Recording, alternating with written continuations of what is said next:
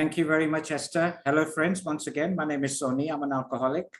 On behalf of the Welcome Online Group, AA Chandigarh, India, I would like to welcome you all to our daily online meetings, which we hold between 6 and 8 p.m. Indian Standard Time. Today is Saturday, 11th of September, and I would like to welcome the lady speakers today. We have 3 ladies with us today. Our first lady will be sharing with us on her experience, strength, and hope. For this, we have Vilma. Vilma is 9 years sober from YPAA Group, Vilnius, Lithuania. And Vilma will be sharing with us for 30 minutes. Our second speaker is Alka J. Alka J will be sharing with us on the topic 24-hour living. Alka is 14 years sober from Bengaluru online meeting, Pune, India. Again, Alka will be sharing with us for 30 minutes. And our third speaker will be sharing with us on the topic, God is my director. For this, we have Kathy F. Kathy F is 44 years sober, and she's from Thursday Night Group from New Jersey, USA. Again, Kathy will be sharing with us for 30 minutes. So without taking up any more time, I would like to invite Vilma. Vilma, if you can hear me, please unmute yourself. Welcome to the meeting. Hello. Welcome. Vilma. Over to you, ma'am. Okay, thanks, Son. Hello, I am Vilma, alcoholic, and it's a pleasure to be at this meeting. I'm currently sick and staying at home, so there is some bright opportunity to just attend a meeting in this way. And I can tell a bit more about myself. So my sobriety date is 2012, May 27. And my home group is IPA group in Vilnius. It's a meeting for young people in AA, because I got sober when I was 24 years old, and they were identified with the challenges young people face when they just trying to get sober. And I also have a sponsor. Her name is Irma, and I call her once, twice a week, just to check in. Because it's a very good practice in EA. If I have any secret and if I don't want to tell her, that means I need to tell her. It's for me. And I was born in a small town in Lithuania, and I have many alcoholics in my family. My childhood was quite difficult, and I remember when I was 12 years old, I tried alcohol myself, and it was the first time I got drunk, and I felt this amazing freedom in myself. And I felt like I can love others, I can be friendly, and everything is okay with me. And I remember that feeling quite well. After that, I decided to be a good girl. I always want to be like a really good person, and I always had this conflict between alcohol and me. So I decided to quit drinking, but I did it anyway. I used to drink at the parties because I was afraid to interact with my friends of the same age, because when you are a teenager, number one priority in your life is to have friends, and I didn't care if I drank too much to get them. When I was 16 years old, I remember losing control over alcohol for the first time in my life, because I was drinking, and I remember thinking that I'm drunk already and it's enough for me. But there was some strange power in me that kept me going, and I kept going, and I drank, and I experienced blackout, and I got scared. I never experienced this and not unimagine that I cannot manage my life this way. And I got scared, and I decided to to quit parties and to find new friends. And I started to study very hard, and I finished my school and joined university. I started studying medicine. I was very proud of it. I really liked the respect people gave to me because of this field of study. But actually, I didn't like it. I was studying only for the pride, and it didn't last long before I quit school and I joined to another field. I joined the other field, which was easier, and I started to drink again. And after that, everything was very quick because I experienced my degradation of personality. I remember on my last year of drinking, I like spending time in my room and just playing video games. I didn't have energy to do anything. I isolated myself from my friends and family. And the only thing that gave me joy was alcohol.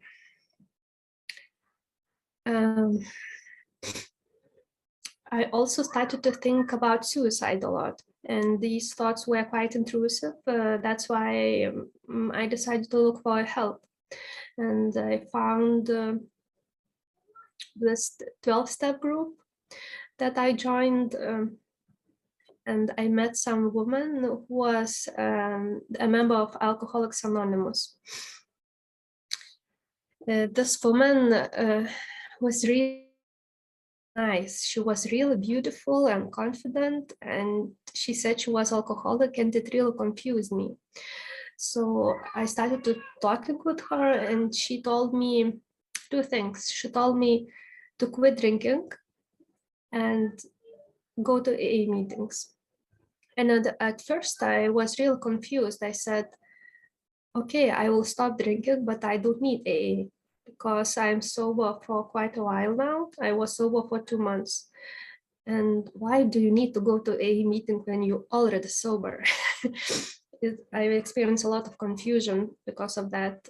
But she just told me that if your life gets harder, if you feel you cannot make it on your own, just come to a meeting. And soon I came here because I experienced this unmanageability of life. It was when I got sober, I was still in university, and I remember I was not able to go to my lectures because I felt really insecure. I was really afraid talking to people, and I also felt there's something wrong with my brain because I cannot study anymore. And these things scared me because all my life I put my trust in the ability to be smart and to think, and I was not able to do it anymore. So I came to a meeting and I got a relief. And after that, I came the next day and I got a relief again, and I started going to A meetings every day. I was going to A meetings every day, like, I don't know, for half a year, I guess.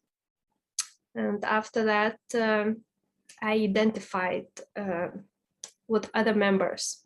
I identified with their fears and with this strange power where you cannot control your alcohol, like, and I was thinking, reflecting a bit about my first year of sobriety, and I remember it as quite a difficult time for me, and I was wondering why it was so difficult to get sober, and I think it was because of my ego. I had a really big ego inside of me. I wanted to do grandiose things. I want to be really smart, really beautiful, really good person. I wanted to save the world. I was not able to, to go out of my room, and I felt disgusted of myself, and I felt not loved enough, not appreciated enough, and this alcoholic ego made me feel really miserable. And the only relief I found was being around other alcoholics. At first, it was the meetings, and I started to hang out with other alcoholics on my free time. We used to go to AA conventions, and I found I can be free around them. It really helped me. So when I was about 4 years sober, I experienced some crisis in my sobriety because I realized that these things do not work for me anymore, because I was facing the reality of being sober girl, and I was not able to go through my fears.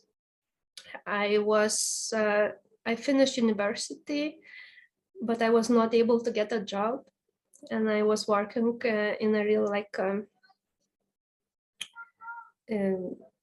hard. I was working really hard. I needed to get up early in the morning, and I was very unhappy about it. I was living in a flat with 2 other girls, and we are fighting a lot.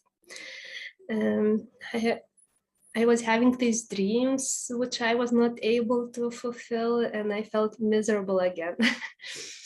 And I remember I was reading in our literature that if you ever lose faith in AA and you think that there is no answer in AA anymore, you just wait. You just please go to the meetings and wait, because you will you will meet some person who you identify with, and that person will bring you hope.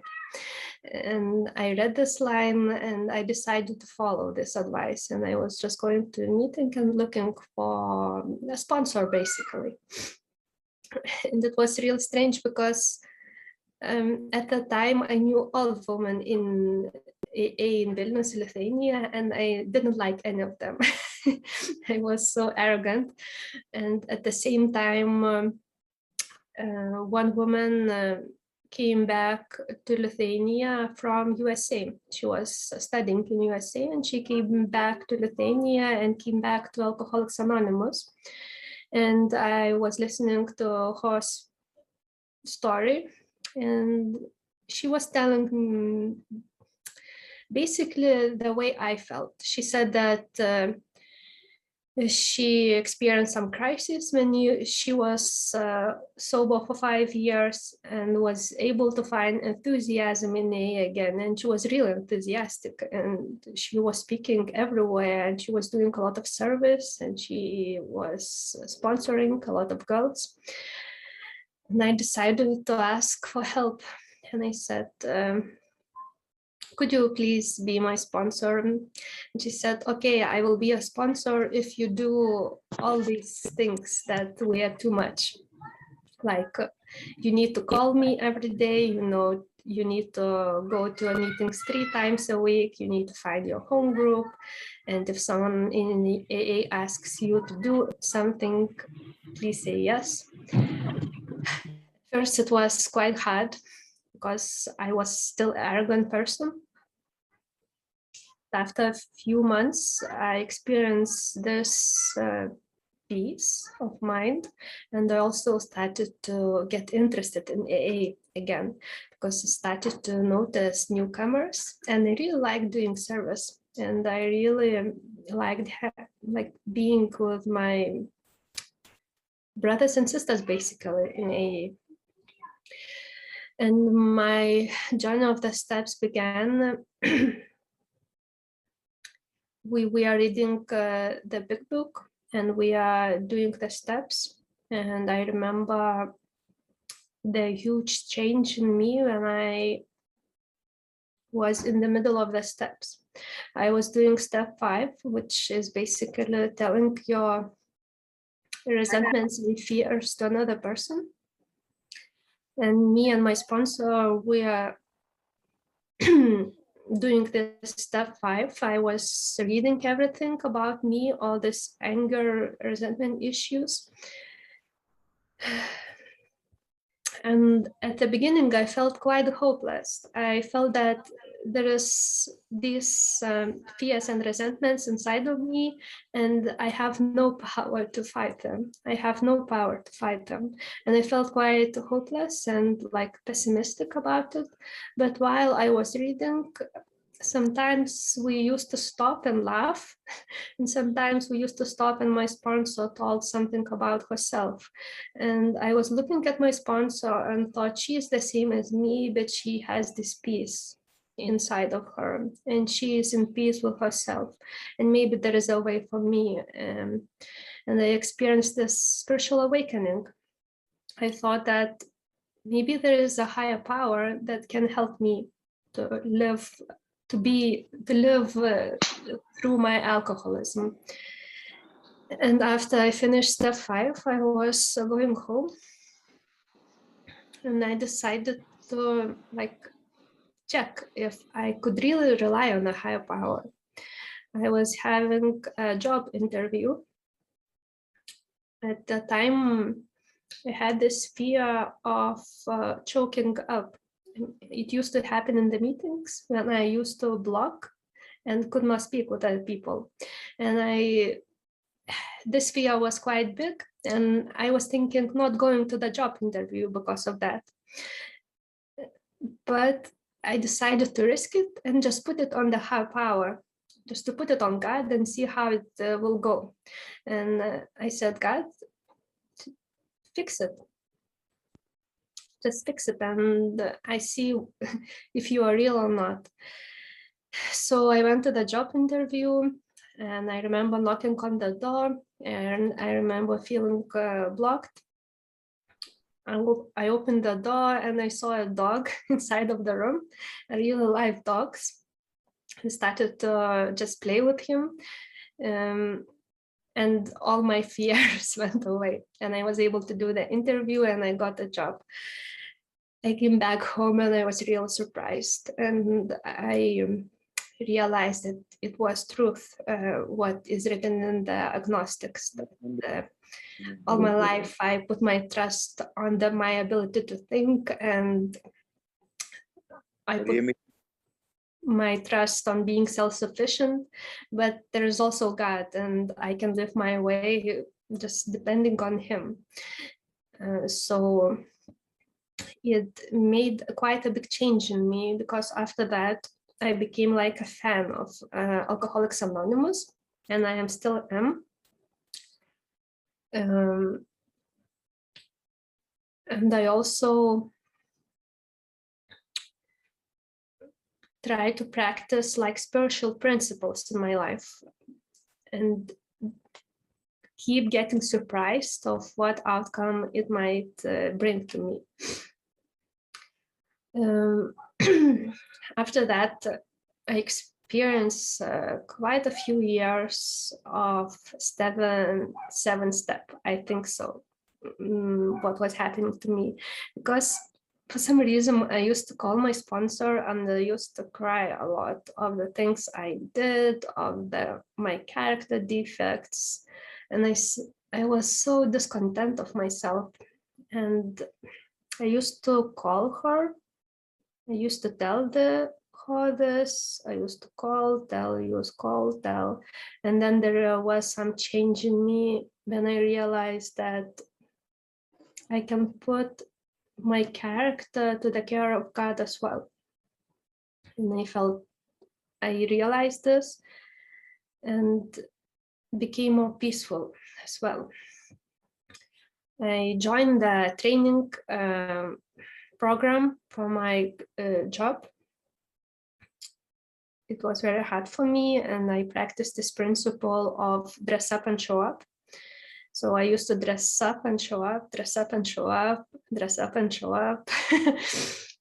And I don't know how, but after a few years, the fear of people disappeared. It was like a miracle. I just woke up one morning and I realized I am not afraid to go to my job anymore. And I actually didn't do anything. I mean, I used to call to my sponsor and complain about it. and nothing changed. And then I decided to just, oh, okay, I will live this as forever. It's okay for me. I accepted it and then it disappeared. So I keep getting surprised of this program actually. So when I was doing my step 9, making comments to the people I've heard, I was quite skeptical as well, because I didn't know how to be in a relationship and to maintain the relationship. And I was not sure if I need this. But anyway, I wanted to trust the process. So I made this amends to people. For example, I was quite cold with my mother, and we are quite we had no relationship basically, and I decided just to call her every week and to visit her on special occasions, and that was my amends to her. And while I'm doing this, I feel that I'm a better person. Strange. Like I feel more self-worth. So I keep doing this, and I also keep working with my sponsees. And currently my sponsee is doing step 10, and she sends me her night inventory through message every night. And I feel ashamed not to do it myself. So I do it myself, and I send her the same inventory. And she helps me just to stay, like, just to maintain this emotional sobriety.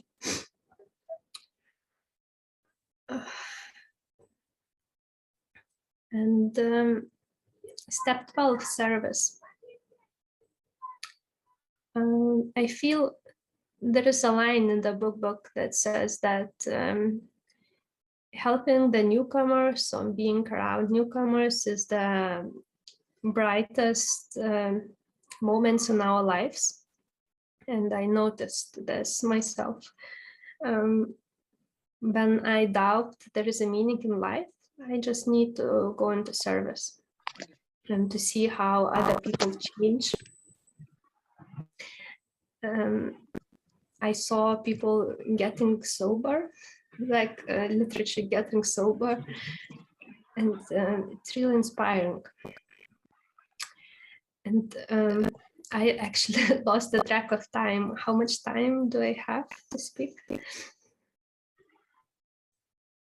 Ma'am, you have another 9 minutes. 9 minutes, okay. I might tell a bit of my IPA group in Vilnius, because we experienced some like challenges in the pandemic. So I have this home group that has a meeting every Friday in the evening. And my sponsor told that I should just find the group I feel I can be the most in service, and go to every meeting there. So I decided to trust this process, and I joined this IPA group. And we are experiencing these challenges, how to maintain this meeting during the pandemic time. So at first we just transferred to Zoom Meet platform. We're doing Zoom meeting. Then we decided that it will be good to translate the meeting to a sign language, because it's a good opportunity to just have a sign language interpreter, because it's very visually good opportunity to do so. After that, we went to a hybrid farm, and I remember reading the chapter from our daily reflections, I think, about Bill. Alcoholics Anonymous was founded before the World War II. And there was a line that many AA members went to war for 4 years.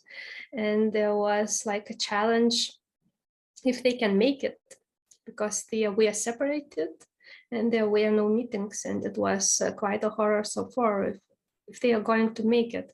And I remember reading this. And after that, we went to a quarantine in Lithuania. And it's very nice to see that there are some creative ways when we can make it, we can go through with it. And I really like this group and this idea of like making international meetings with women speakers and men speakers. So it actually brings me joy. So I will finish now, and looking forward to Kathy and Alka. Thank you very much, Vilma. Thank you for your wonderful emotional sharing. I could relate to a lot of things that you mentioned, and if I may, I will just take a minute or so just to things that I could actually relate with. You said that this program is full of pleasant surprises. I don't need to keep secrets. I need to share them with others. It could be my sponsor, it could be my fellow AA members. There was always a conflict between drink and myself. I tried to stop, but couldn't stop. I had lost all control over alcohol. I experienced degradation in my personality. I wanted help. I looked for help, and I found help in the 12-step group and the AA meetings. You used the word relief. You found it in the AA meetings. I had fears and resentments within me. I should not be fighting them. I should be accepting them. My higher power, AA, 12 steps have helped me to recognize that. Thank you so much for your wonderful sharing. I hope you can stay with us till the end of the meeting.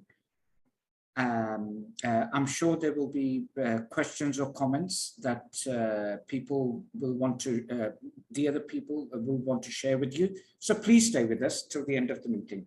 Friends, bear with me. I'm going to stop the recording and I'm going to introduce our next speaker. Please bear with me.